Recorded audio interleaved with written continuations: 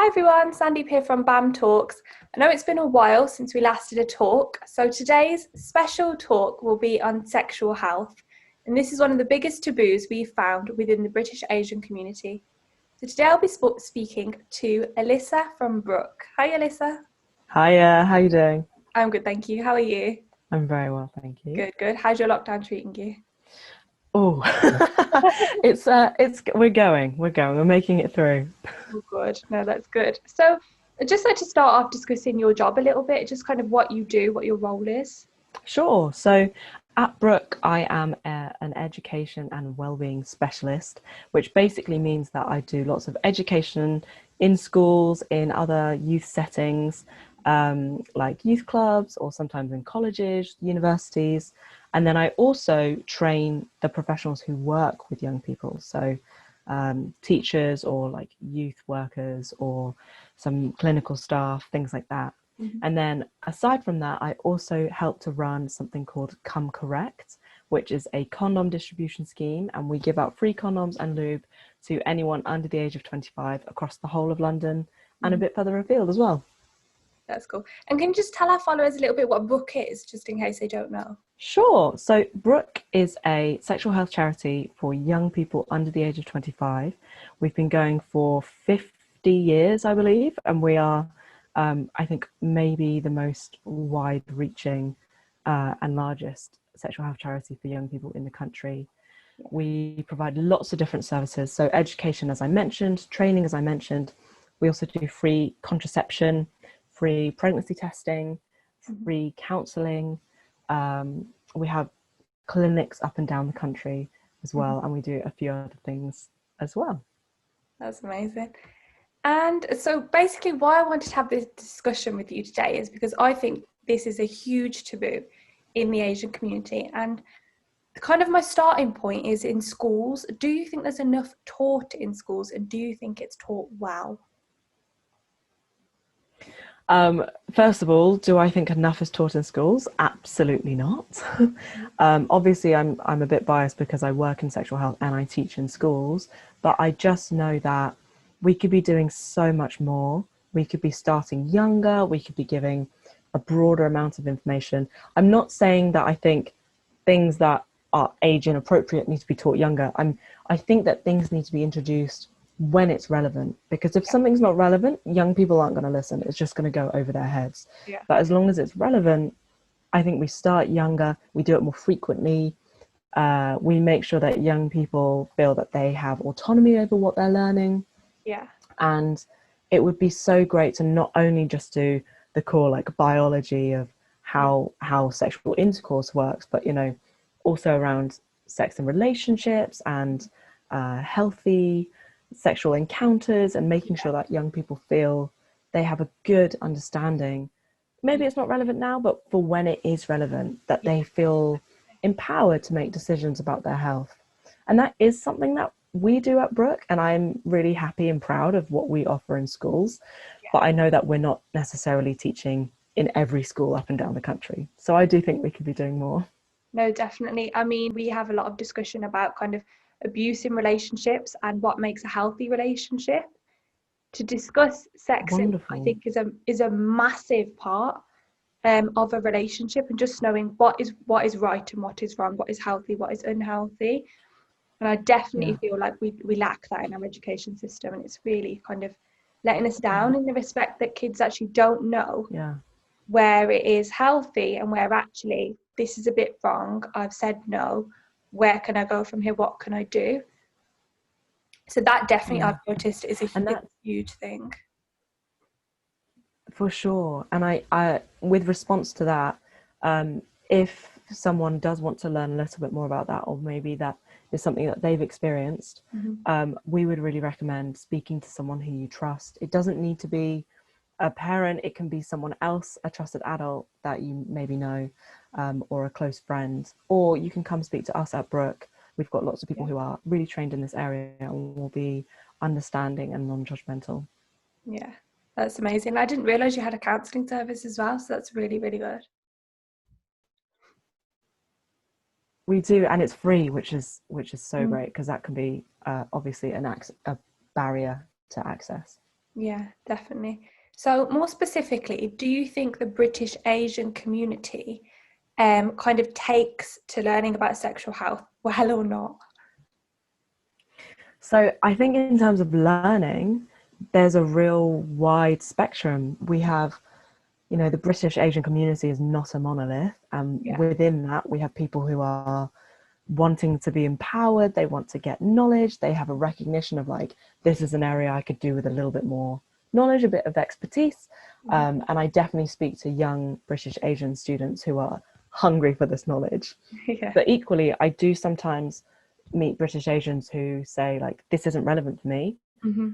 I'm young and I'm not married, and I'm waiting for to have sex when I'm married. Yeah. And I find that sometimes some young people tap out and they're kind of like, I don't want to listen. But actually, on the whole, even those who do tap out, I Yeah. do find that they are also kind of like just Yeah. listening, just, you know, Yeah. subtly maybe. Yeah. Um, yeah, so Do you think a that's wide a little bit range. of like a judgment type of thing? They don't want their like peers or people in their class and stuff to know that they are listening or they are interested or they want to learn. For sure, I think there's a massive stigma around. We always say something at Brook, which is knowledge doesn't equal experience, and I Yeah. think the reason we say that is because it's a presumed thing. If you know about it, then that means you must have done it, and Yeah. if you must have done it Yeah. and it's not a part of your culture, or maybe that's something that's quite taboo, or maybe you shouldn't have done, Yeah. that can be a barrier to people, and Yeah. they don't want people to Definitely. make assumptions about them. Yeah. But I think, yeah, no, that was what I wanted to say. Yeah. No, I honestly completely agree. I've been in a school before where Brooke have been in giving out condoms, and I've seen some Asian kids like grab one, hide in his blazer, and literally run. And I was like, that was very fast. And I went up to him and I was like, excuse me, why are you running? What are you doing? Why are you running away? Miss, my friend can't see. My friend can't see. He's gonna tell my mom. And I was like, wow, okay. Yeah. That this judgment and the stigma is just crazy in schools, and to think that they're not getting the knowledge that they want and they do need, they're not getting it because they're worried so and so might tell so and so, and then it's this, the whole community, whole society knows about it, is just a Yeah. There's a big real fear I shame. find about people are worried about their parents finding out. Yeah, Yeah. definitely. So the next question I've got for you is, why do you think, just like in your own opinion, it's important to talk about sexual health? Oh, it's so important because, just to kind of list off quickly, for one, if you don't have an understanding of your own body, how it works, what it's capable of, the things you like, the things you don't, how can you communicate that if you want to have an experience with a partner to a partner? Mm-hmm. Primarily, we are focused at Brook on consent Mm-hmm. and pleasure. These are kind of the places that we're operating from. We don't, sorry, there's a train. We don't just want young people to be having sex that they don't enjoy. We want, you know, sex is meant to be pleasurable. We want them to feel empowered to be able to say, like, this is something that I want. Actually, I would like to try this with you. Oh, it turns out I don't like it. Let's stop doing that. I wasn't Yeah. feeling pleasure, or I don't feel comfortable. So pleasure is one of the first things. Mm-hmm. That's why it's important. Secondly, bodily autonomy. Mm-hmm. If you have an understanding of, for example, contraception, all the different options that are available to you, you Yeah. are much more able to make a choice that suits you and your lifestyle because you have that knowledge. If you don't have the knowledge, how will you know that you can use all these different things Yeah. and they make it easier for you to not get pregnant or not contract or transmit STIs? Yeah. Similarly, um, it can help you to have more control over your family planning. So, for example, if you did become unintentionally pregnant, Mm-hmm. we at Brook would give you the information so that you could make a decision about, do you want to continue that pregnancy? Did you want to get some advice around potentially terminating that pregnancy? Yeah. That is something that we at Brook can advise young people on. We Yeah. won't sway young people either way, but we will give them the information so that they can make that choice. Yeah. Another thing is that it's really important to have understanding so that you can keep your body sexually healthy. Yeah. So, for example, if you do have unprotected sex and maybe something doesn't feel quite right afterwards, or you get tested and then you discover that you have an STI, like without the knowledge of knowing you need to get tested, knowing what to look out for in terms of symptoms, knowing that a lot of STIs are symptomless, so you should get checked anyway. Yeah. Without that knowledge, how will you know to look after your sexual health? And your sexual health makes up such a big part of your overall health, and it really impacts your well-being as a whole and as a person. So those are some of the top reasons why it's so important. I totally agree with you. And one of the things I found actually during my experience of doing all these talks and talking to a lot of different specialists is, one of the things the lady I spoke to about mental health, the doctor I spoke to, said was, if you kind of learn and know about your physical health, why don't you know about your mental health? And the aspect that we learn about, you know, if my arm breaks, how I'm going to deal with that. So if you're feeling depressed, I should know how to deal with that. And I think the absolute same rule should apply to sexual health, because like you said, it's affecting your overall body. It's all about your anatomy. They're totally interlinked, and the fact that they're on complete different 100%. pedestals is crazy. I mean, in today's society, they just shouldn't be. And we should have the right knowledge about all three equally. I fully agree. Yeah. So where can people go to learn more about their sexual health? We have a website called, I think it's called brook.org.uk, that's our URL. And we have information on every single thing that we've talked about so far on there. It's like not too wordy, snappy, gives you all the information that you need to know at a glance, and then it can signpost you to other places as well. So for example, if you wanted a little bit more information about one particular area, we could show you somewhere where they are specialists in that. So we've got the Brook website. We also have this amazing ambassador for Brooke called Ruby Rare. She's on Instagram. I think, actually, I don't actually know what her handle is. I would imagine it's at Ruby Rare. But she's fabulous. She used to be my colleague, but she's actually our ambassador now. She does loads of sex education for adults, and a little bit of stuff for kind of slightly younger people as well. We really also love Bish. It's BISH. They also do sexual health as well, and they have a lot of resources on understanding how would I describe it? They do work on porn, and they have a few activities where you can understand, like, what is realistic, what is real life, what is just porn, because porn's entertainment, and they've got some resources on that. I think those would be some good places to kind of kick off with.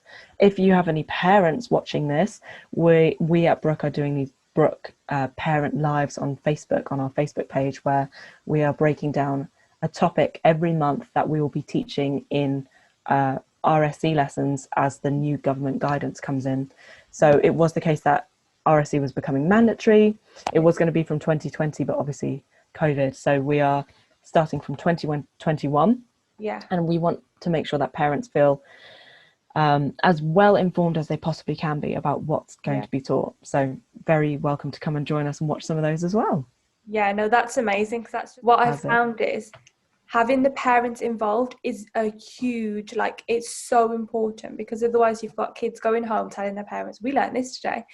And if, for example, you're in a very traditional British Asian community and your parents don't want you learning about that, or they're not very happy about it, it's really important for them to have that knowledge first, so they can, okay, actually, I do think that's important. You probably should know that at your age. You're going to need it at some point in your life.